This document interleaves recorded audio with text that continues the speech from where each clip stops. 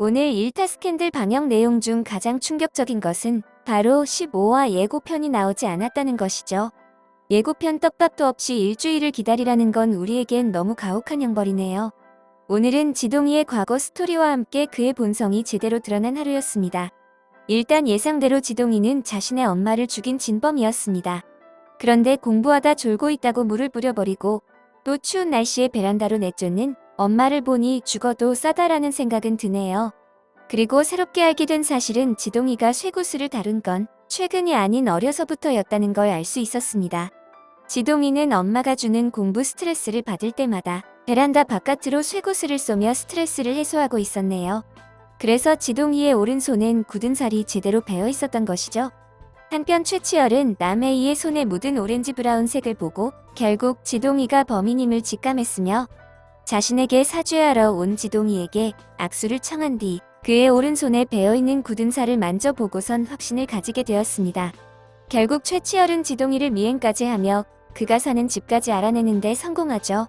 아마 향후 경찰 조사 결과 남해이의 휴대폰이 잠시 켜졌던 위치가 정확히 나온다면 지동이가 범인이라는 물적 증거가 추가될 듯하네요. 그런데 1조 원의 남자 최치열의 최측근 실장으로 일하는 지동이가 이런 누추한 동네의 옥탑방에 사는 것이 조금 의외긴 합니다. 최치열의 신임을 듬뿍 받고 있던 지동이는 꽤나 고액 연봉자일 것으로 추측되는데요. 아마 지동이는 자신의 완전 범죄를 위해 거주지를 달동네 옥탑방으로 정한 것 같습니다. 오늘도 지동이는 남해를 납치해서 자신의 집으로 데리고 왔습니다. 이런 범죄를 저지르기엔 아무래도 가난한 동네가 좀 더 수월하겠죠. CCTV 같은 동네 보안 설비가 조금 더 취약하기 때문입니다. 최치열에게 용서를 구한 지동이의 다음 행동은 역시 혼수 상태에 있는 남해이를 완전히 없애버리는 것이겠죠. 지동이의 집에 잡혀왔던 남해이는 자신의 얼굴과 집 위치까지 다 알고 있기 때문에 만일 남해이가 깨어난다면 바로 깜빵행위 확정이기 때문이죠. 결국 지동이는 남해이가 치료받고 있는 병실에서 혜이의 호흡기를 때려 할 것으로 보이는데요. 이런 남해이를 살리는 사람은 역시 최치열일 것으로 보입니다. 이미 지동이의 수상함을 느낀 최치열과 남행선은 혜이의 병실 안에서 잠복하고 있지 않을까 싶은데요.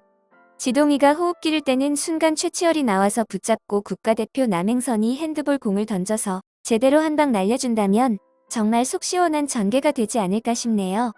한편 갑자기 남해이의 친엄마이자 남행선의 친언니가 등장하며 의아함을 주었는데요.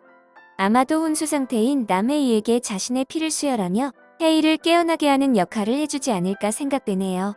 드라마가 2회차만 남은 지금 인물 관계에 어떤 변수를 주기엔 너무나 짧은 시간이기 때문입니다. 제발 오늘 밤 늦게라도 꼭 15화 예고편이 올라와줬으면 하는 기대를 가져봅니다. 오늘 준비한 영상은 여기까지고요. 재미있게 시청하셨다면 구독, 좋아요 부탁드립니다. 감사합니다.